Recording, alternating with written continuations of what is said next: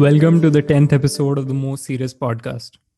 In this episode, I had the greatest of pleasures talking to Cristina Zenato, who is one of the global superstars when it comes to underwater exploration.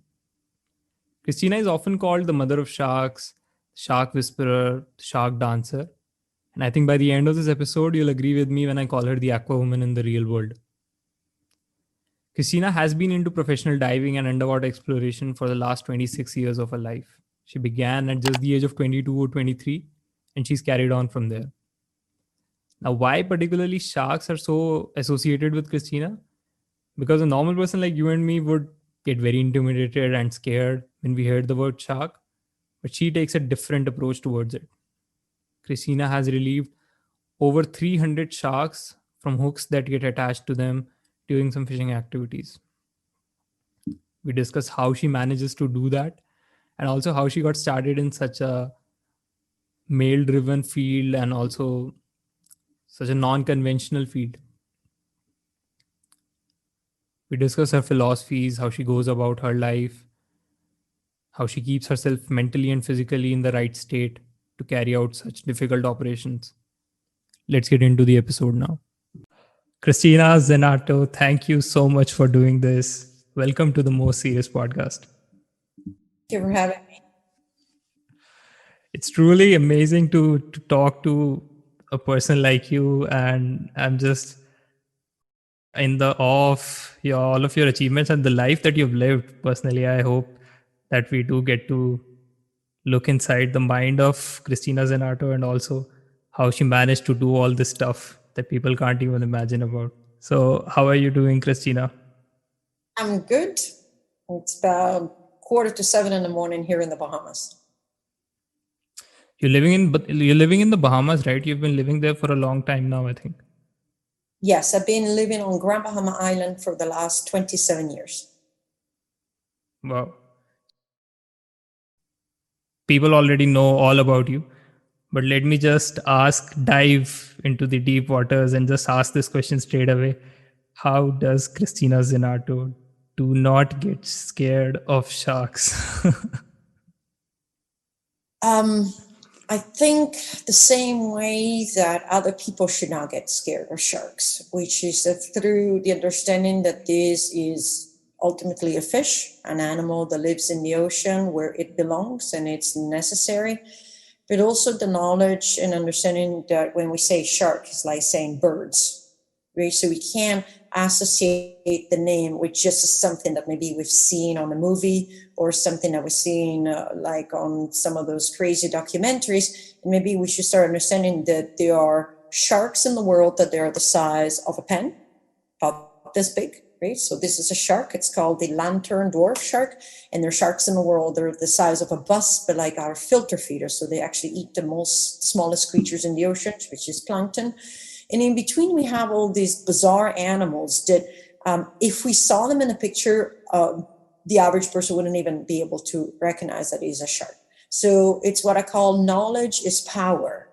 And through knowledge and understanding, I think that is when we drop the barriers of fear and the barriers of misconceptions and the barriers of prejudice. And that is, in a certain way, not just applicable to sharks. So this is something that I think, in a certain way, we should start applying to our lives in general and start taking everything that is being imparted to us in a box out of the box and reanalyze it and say, well, this is what I've been told since I was born. This has been hammered into my head. However, let me make my own opinion. Let me do my own research. Let me figure it out what it is. And that is the three words that I go with in my life, which is exploration, education, conservation. It's exploration not only of the unknown, which I do, but also the exploration of the known. Can I question something? Absolutely. Scientists do that all the time. You're a scientist, you say something. I'm a scientist, I will question that. And if I have a disagreement with what you're saying, I will do my research to figure it out why I disagree with it. So let's explore what we don't know, but also let's explore what we know. Let's educate ourselves so we can educate others. And then through that, let's protect it. So that's how I work. And that's why I'm not scared of sharks. Wow. So, like you mentioned exploration and how you live by those three words. So, how did this exploration first begin? What was the first experience as a kid or maybe as an adult when you first dived into the ocean? Do you have a first memory of meeting a shark or experiencing the sea life? Well, it's a very good question. I don't know when it began, but it began most likely as a child with my family. My family is a family of the ocean and always took me back to the ocean, both my mom and dad. It's a family, we're originally from the Mediterranean, from Italy. So there was like some spear fishing or like fishing involved, but it was always involved with, and it was in water fishing. I never done like line fishing, but it was always about knowing and understanding how the animal behaved. So in order to find something, my uncle would teach me, well, this animal behaves like that. So once you start living like that, I think then it triggers your curiosity. And same as my childhood and teen times, I grew up in Central Africa. And again, there was very dangerous animals there. Black mambas, green mambas, mosquitoes. Not, everybody always thinks about the big animals. It was actually the tiny ones were more dangerous.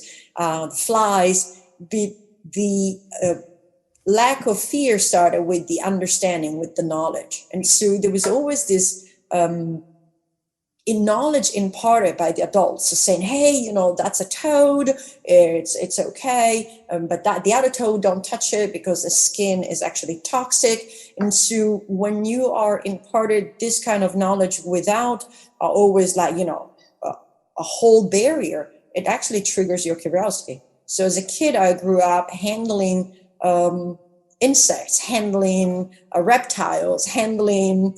We had monkeys coming through the compound where we were. So you end up handling all these animals. I handled snakes under the supervision of a doctor. There was a doctor that had some snakes, and he kept them like in a enormous kind of like garden, fenced-in garden, and he used them to obviously collect the venom, to have anti-venom available in case someone got bitten in the middle of the forest. But it also allowed us to interact with the animals and understand the animals. So I think that is where the interest came from. The sharks were very easy. My dad always said there are no monsters in the sea, only the one you make up in your head. And so when he talked about sharks, he was like, oh, sharks. He says, they're so difficult to see. I've been in the oceans for all my life, and I wish I could actually see more. And usually when you see one, it's a tail swimming away. So maybe I was lucky in a way, fortunate to grow up in an environment where knowledge was imparted from my family, from my teachers, and from the locals. I mean, growing up in Africa, the locals were fundamental into the dismantling of the fear, because they actually live in connection. We were in the middle of the rainforest, right? This is not a place just I'm just going to spray against mosquitoes, or I'm going to just kill every snake that comes through. It was just understanding, this is a snake coming through, this is what we do. Or you're going through the tall grass, this is what you do. You don't go around killing every snake, because they were like, no, the snakes actually kill the rats. So we want to keep the snakes around. We just don't want the snake to bite us. And so I was maybe fortunate from that point of view. I was infused with all these different cultures, but all of them were at the time still very much into, we're here. How do we manage our presence here without disrupting everything? So, Christina, you've mentioned I think my voice is echoing over your system. No, Is it audible? it's fine with me. I can turn down the volume if you want. Yeah, it's fine. So, Christina, you've mentioned how as a child you were exposed to all the wildlife that was around you.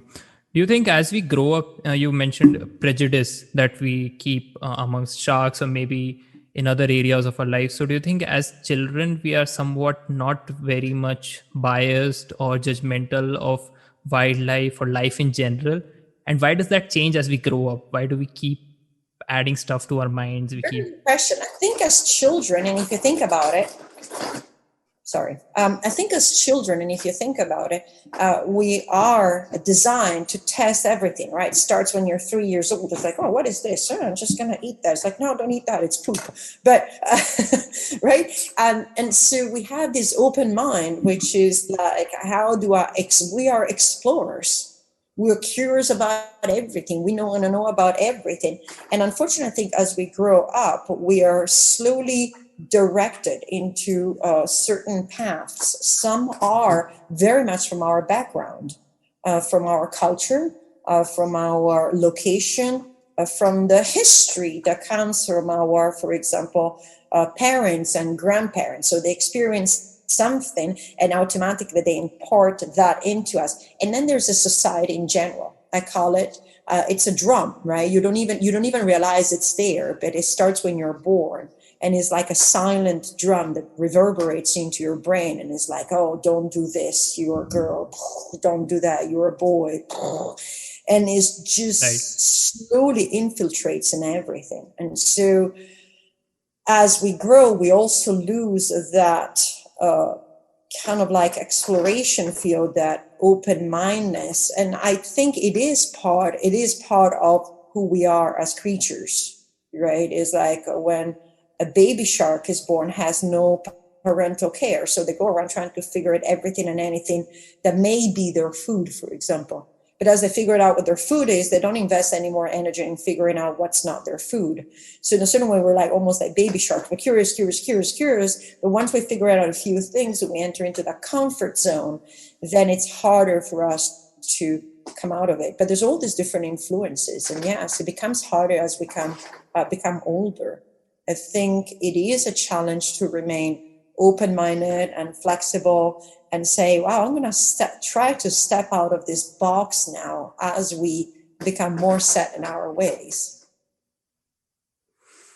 So you go exploring on caves underwater, and you are a very curious, explorative individual. I think the most curious and the individual who has explored the most I'll meet in my life. But do you think you still have that childlike innocence or that curiosity while entering these caves? Since you've been doing it for 26 years, does it fade away, or do you still feel that excitement, that rush of blood when you enter a unexplored cave? Exploration for me is not just in the caves, but yes, I still have excitement every time. Even I see my sharks, every time I even enter a cave that I already dived through 1,000 times, because you never know what your eye will catch that before it didn't catch. So as we register, let's say, familiar landscapes, as I swim through the cave, all of a sudden I was like, the familiar landscape is already registered in my brain and then allows me to notice something different.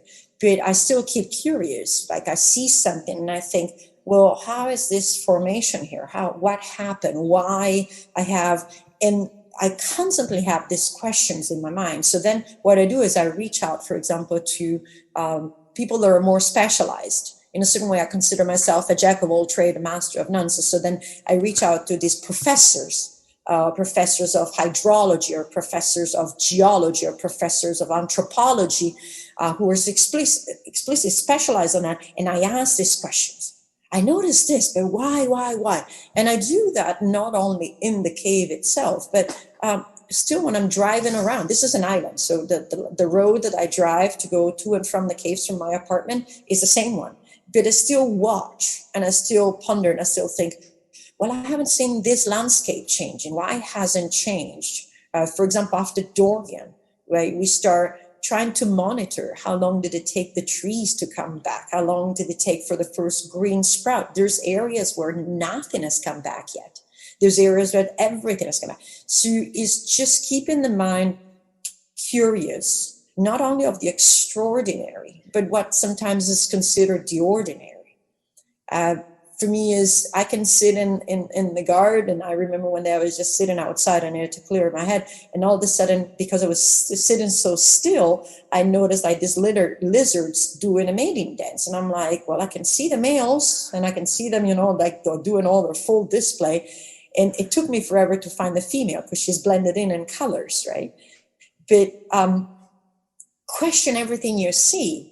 And if you actually sit still and watch, you can actually start seeing more details. And I think if we stay curious, if we stay interested, if we ask questions, then I think we find excitement in everything that we do, even on a daily basis. That's very fascinating, and that's a very nice point of view to go about your life through. Is I always thought that since we live, like I would call you the aqua woman of this world, but I like since we all since we all live on the land, so Christina, our minds are constantly through a chatter. I'd like to call it the mental chatter that keeps going on inside your brain. You know, your brain keeps telling you stuff or you're listening to it. So when you go underwater, when you deep dive into the sea, do you think that chatter drops, or do you feel you get more concentrated, more alive, more present in those moments? Or is it just the same for you? How does that work out? No, when I'm underwater, it's easier to actually to be in the now. I think as much as we try on the surface, I am a little bit attracted by shiny objects. So I always joke with my friends and I say multitasking is a myth. You start to do something and you are bombarded by different effects. Like in this moment, I'm talking to you, but my dog is moving on his bed and is making noise, and that noise is kind of like pulling me for a few seconds and disrupt me in my train of thought. Never mind if you start to go on a computer and you tend to have some windows open, is, like the email comes in as you're trying to answer another email. So there are tricks that I use, like the phone goes face down, the phone goes in airplane mode, but on the surface, you cannot focus the way I do on the water. And when I enter on the water, I really love it because I forget everything that is pending on the surface. And it's vital to do that as well, because if you're not paying attention to what you're doing right now, in this moment, underwater, on a machine, which is basically your life support, it could become dangerous and it could become deadly. So for me, going in the water is almost like meditative. It's very about that moment, and what I'm doing is very healing.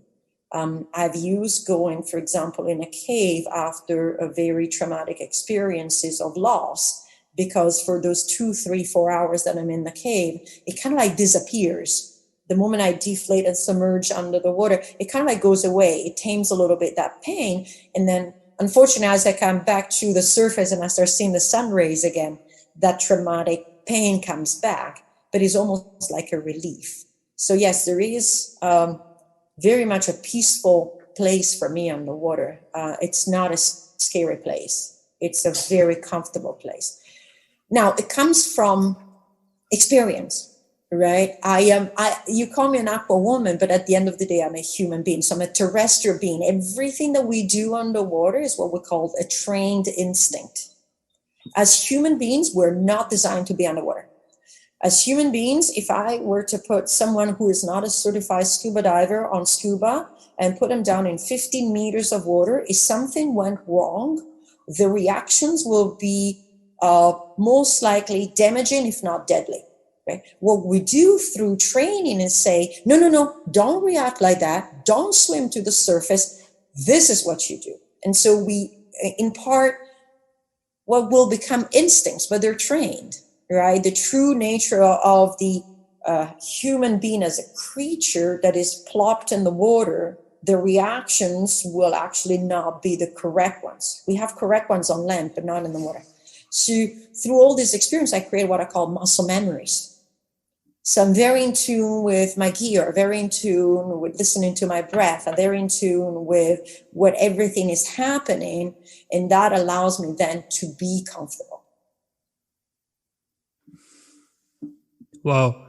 So is there like I think we've talked about curiosity and the nature of exploring things, and not just in the extraordinary, but in the ordinary.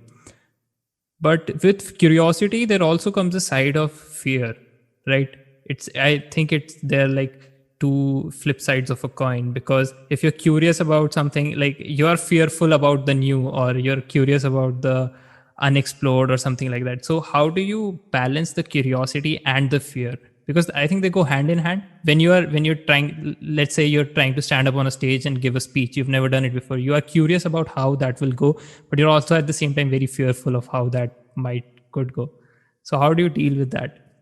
Well, I think in a certain way, yes and no, right? I think curiosity actually kills a fear.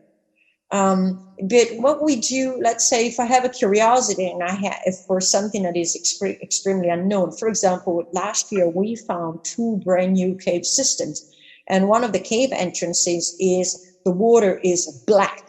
So, and it's caused by a gas called hydrogen sulfide. So when you submerge into it and you look down, from your waist down, you can't see your feet. So you can't see anything. And it is unsettling, right? So is there a level of fear? Yes. So what we do is what we call mitigating a risk. So once we find something for which we're curious about, we start researching into it. We start trying to figure it out. Okay, what is a preparation, but also what is the emergency plan in case of, for example.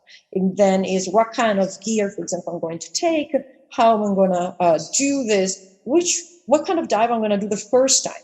So we mitigate the risk through proper preparation, through proper understanding of, for example, emergency procedures, and usually through careful planning and baby steps. Right? So the first time we submerge into this like black hole that obviously we know there's no creatures, like we don't have crocodiles this year. So going inside a pond with black water is not that I expect to have a crocodile somewhere. So that's the knowledge. But is it unsettling? Yes. So what am I going to find is curiosity. Is it dangerous in a certain way? So we use gear that was actually in tune with the environment, so it wouldn't disrupt all the sediments. And we said, okay, we'll just do a 100-meter dive into this and see how it develops. And so my buddy Kevin went in first, did the 100 meters dive. I was waiting outside. And when he surfaced, he said, there's more. We can go. Right. So then we set up all the gear and we continued. So it's a mix, right, of preparing and mitigating the risk. There is a risk. So what we do is we progressively go into something. And then once we reach that step and realize, okay, this works, then we'll add the next step. So we don't go 0 to hero.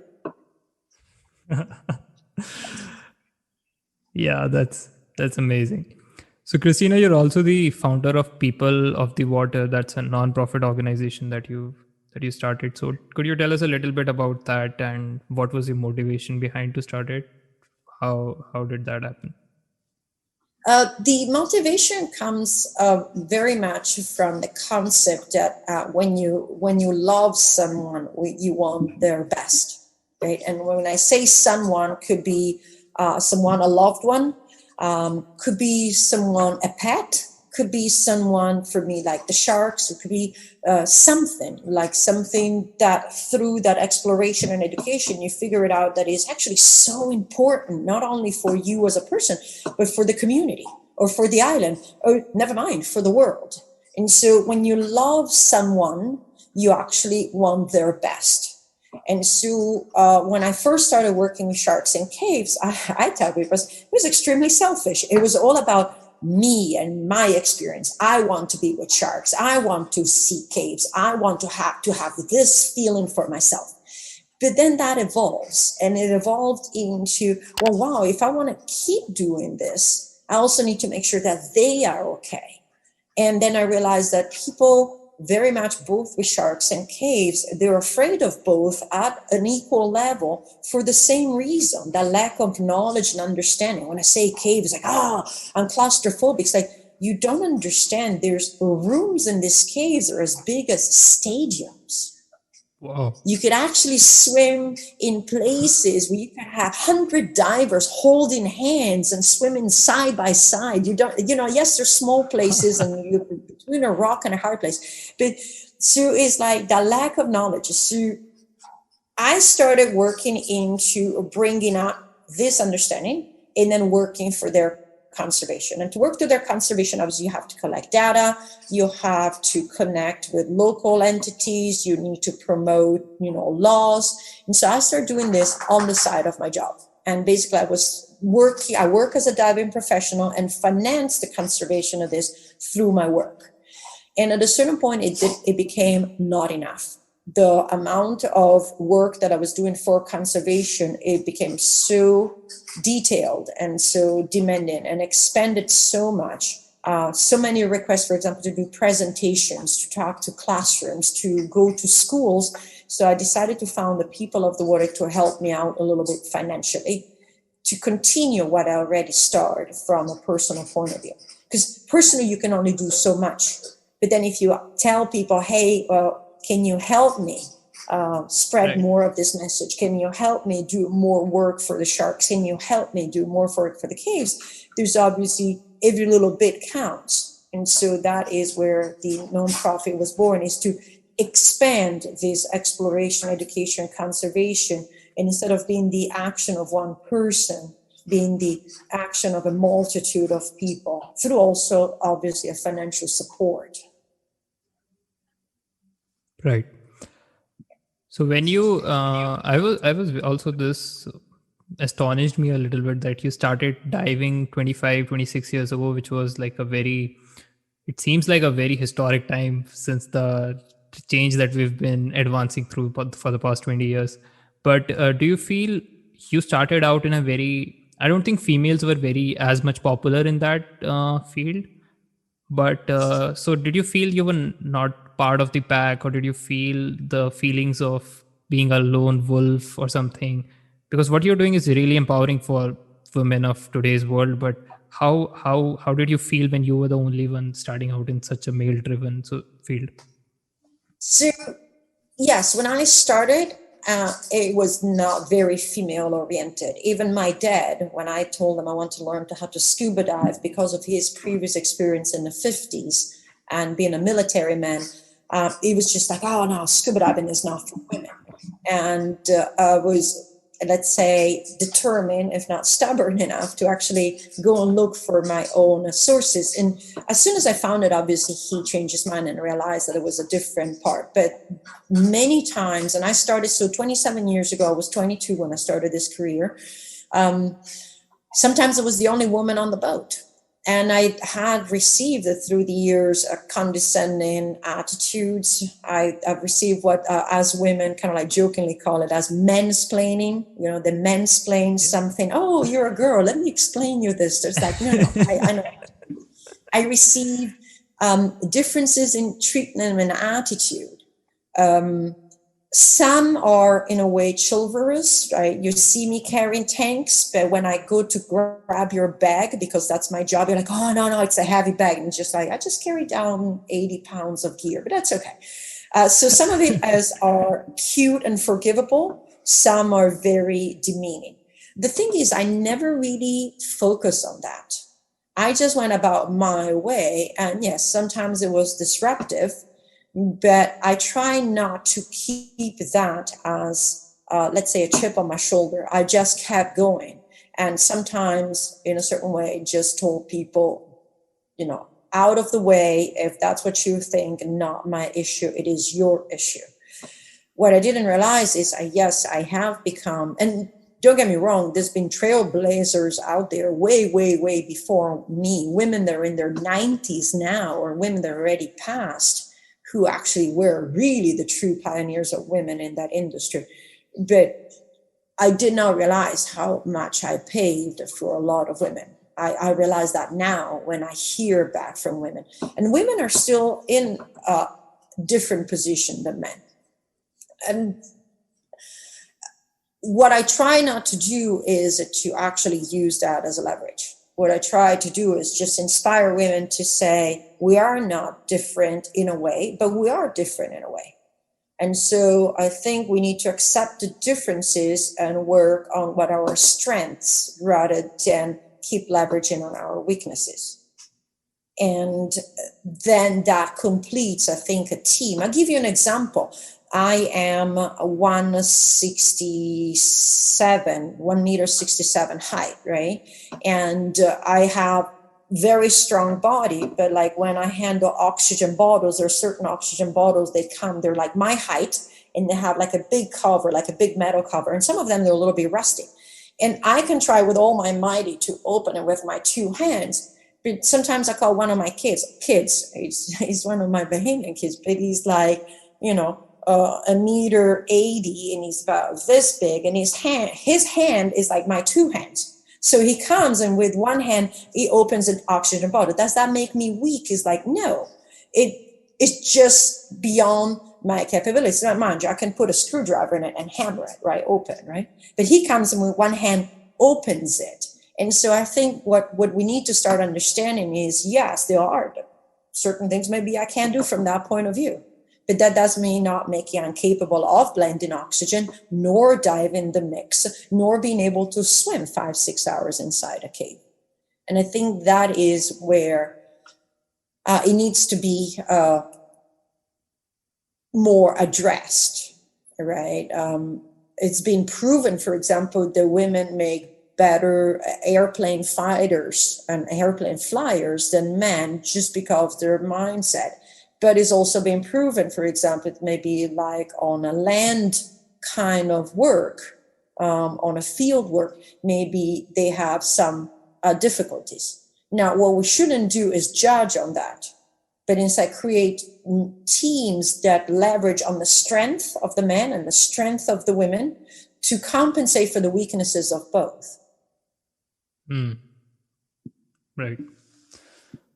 So that's a very appropriate answer, I think, and it would be relatable to, I think, women of today or of any time whenever they listen to this, because the way you've like done it, you're not just talking about it. You have 25 years of those experience behind your back. So coming from you, I think that makes much more sense. Christina, how do you manage to stay in such a good shape mentally and physically? Because talking to you is as good as a experience as, I think, diving into the sea, I believe, because your mind can just give off those very colorful, vivid images. So how do you get into that mental and physical shape throughout these years? So physical, it's easy. My job is a physical. There is a component of quite a lot of walking, carrying, even just the cave diving is way more demanding than the ocean diving. But even for the ocean diving, by the time I board the boat, I may have walked around for a kilometer, from the gear storage down to the boat. Oh, I forgot something, back to the gear storage, go get the tank, go back to the front desk, go back to the office. So there's a very dynamic work. My two basics exercise, like where I physically say, this is my exercise, is I run. I train for marathons, but like now I'm down into like a 5 to 7 kilometers every other day. And then I practice yoga.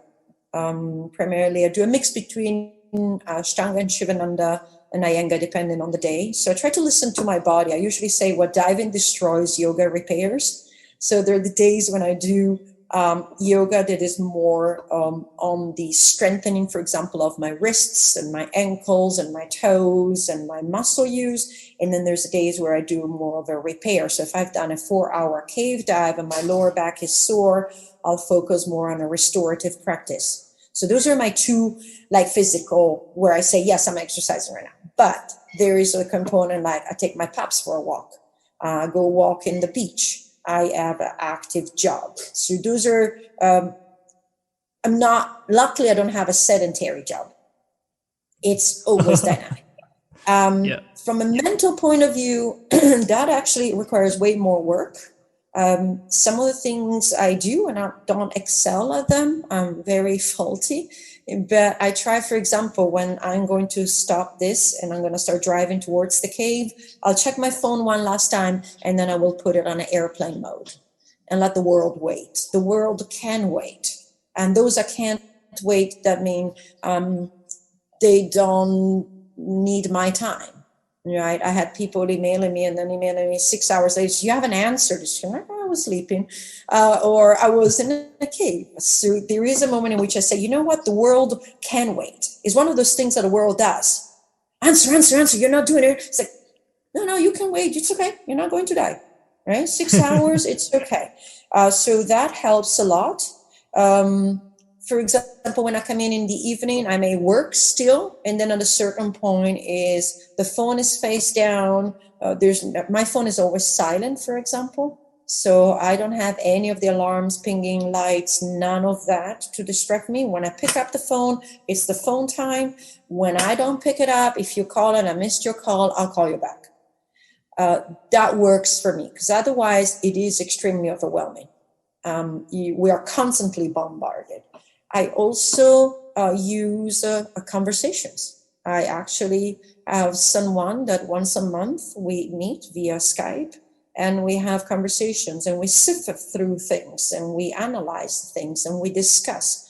I've had opportunities to connect with amazing people, from people that do work like calligraphy work, all the way, actually Aditi in India, that through like penmanship and focusing on how you write, how to release your stress. So that's how I work on it. And then I have to work on and that was the hardest part, but there's this fantastic features on the phone called block, delete, ignore.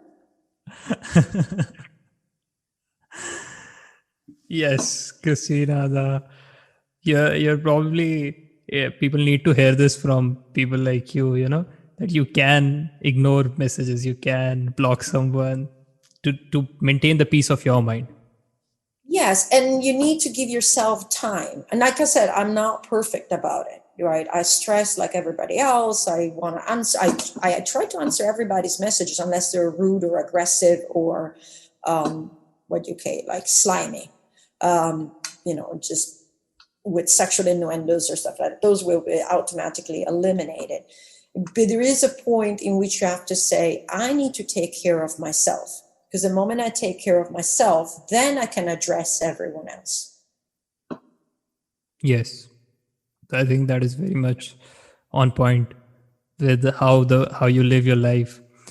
There's one more thing that people would want to know, I believe, that what are some, like, not many, but what are one or two things that you primarily believe that people outside of the world that are not very much educated about what does the underwater hold for Earth or anyone.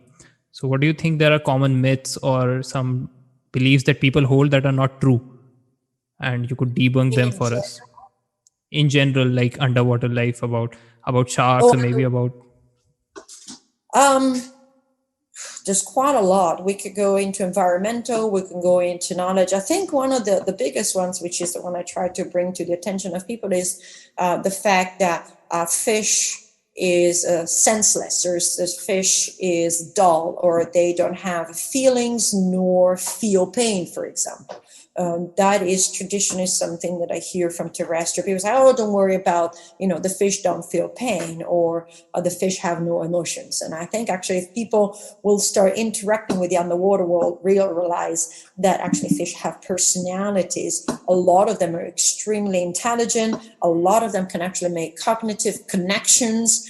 They start making, like an association, and you can actually communicate with some of them. Right? And in their own way, they can actually learn body language or some hand signs. So these are creatures that have capabilities of connection, of cognitive learning, and of emotional, basically feeling. They might not express it the same way like we do, but they actually do. And I think that is one of the biggest misconceptions. And the other one, I think, is, unfortunately, with the oceans, is out of sight, out of mind.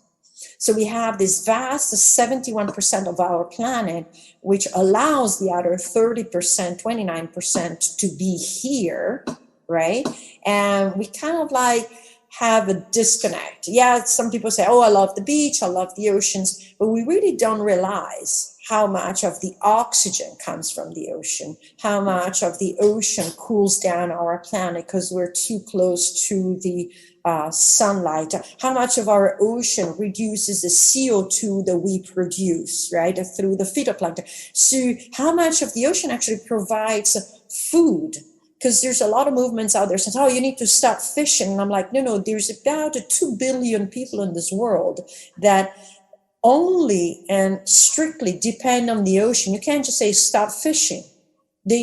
What they're going to eat. So there's this huge disconnection of how related we are to the ocean and how little in a way we're doing in our lives to actually protect it. And we don't have to be by the ocean to protect the ocean. It starts with our lives, the way we consume, the amount of plastic we use, how much we buy and throw away, how much we keep going for new, how we can reduce our carbon footprint.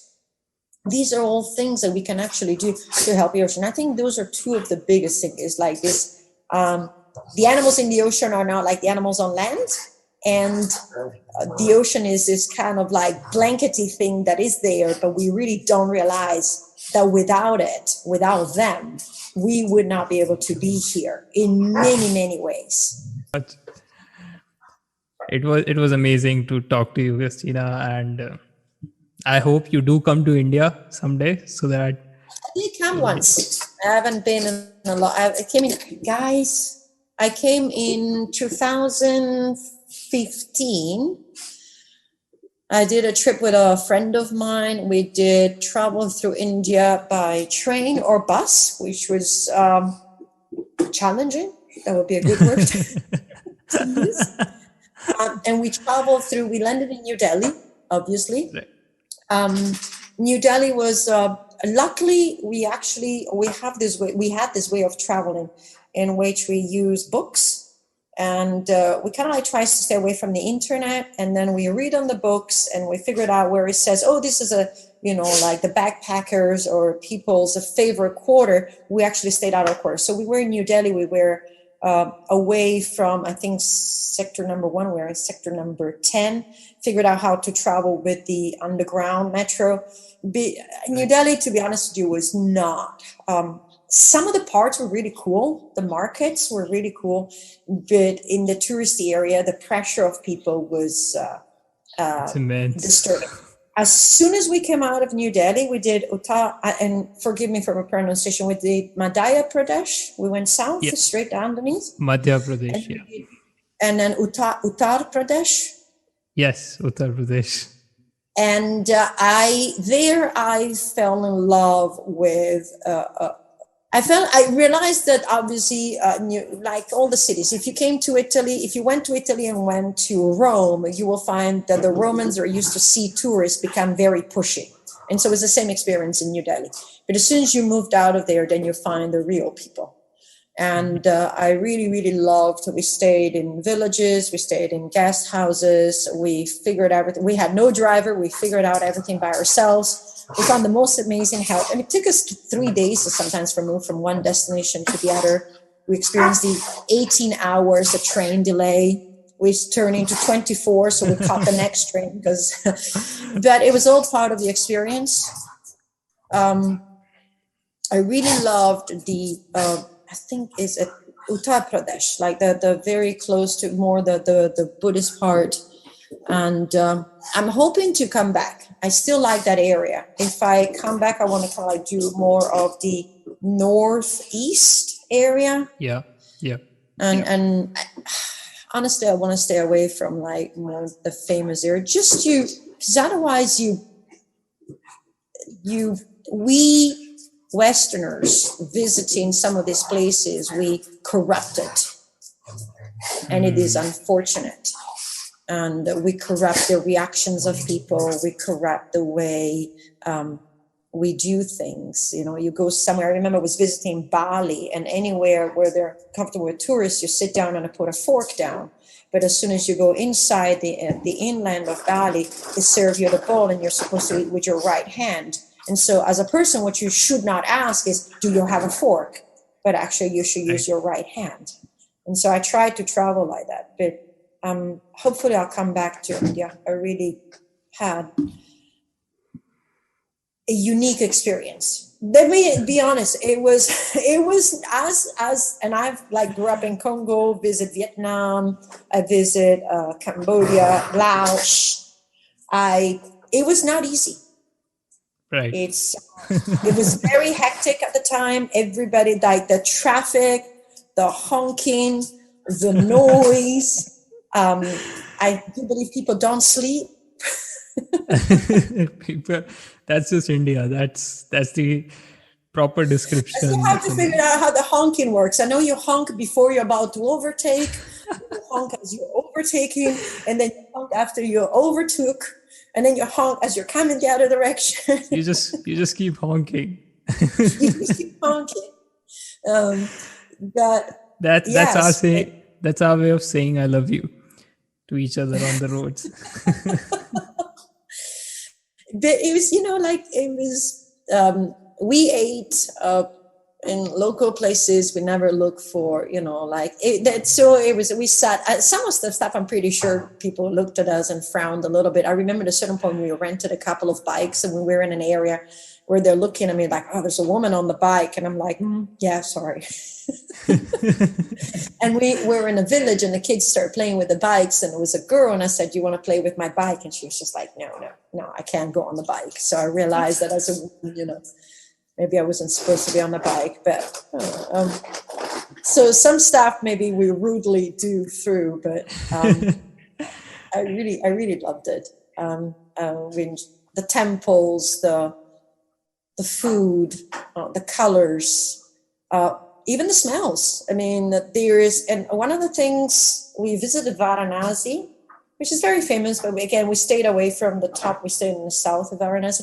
It was very interesting to see, for me, the experience of the culture, for example, the line between life and death in the Western world is like, we don't talk about death. And to me, it's like, well, that is the only guarantee we have in life. The moment you're born, there's one guarantee in your life is you're going to die.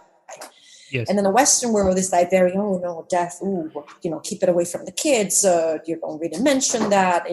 It's like this whisper thing. And for what I experienced in Varanasi, for example, is death creates life. So the people are around the dead people, but as the body's burning, the goats are eating the flowers that were around the neck of the dead person, and they're in a pile. And people, when I describe this, people are like, oh, wow. And I'm like, no, I said, like this person passed on, but whatever was part of this person now is actually fueling something else. And the people stand around in it, and there's a comfort of saying, well, no, I acknowledge death because it is part of life. That was one of the things that I really liked, that I absorbed from the Indian culture in general, obviously, and not everybody. It's not a whisper thing. It's kind of like, hey guys, remember, we born, we die. And from death comes life.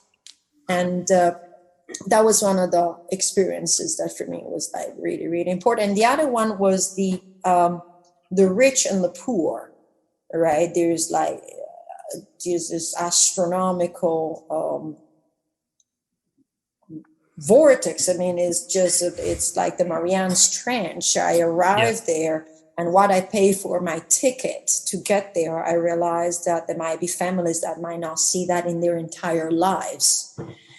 I mean, I remember we were in places we paid like 30 rupees for, to eat. And I did the conversion. I was just kind of like, wait a minute, I'm paying cents to eat? Cents, not dollars, cents to eat. So seeing that, but then I realized, learning that is like, okay, if you are privileged, you're privileged to help others. And so that this is how you do it. And so we learn every morning we will buy a bag full of food. And as we went through the roads, whoever asked, we distributed food. And it's just like, don't be ashamed of who you are, but use what you are to benefit others. So those are some of the lessons I learned. A very strong message and a very good note to end this amazing conversation. Thank you so much, Cristina, for doing this. I really had a great time talking to you. Me too. Thank you so much. Your questions were really not just the ordinary.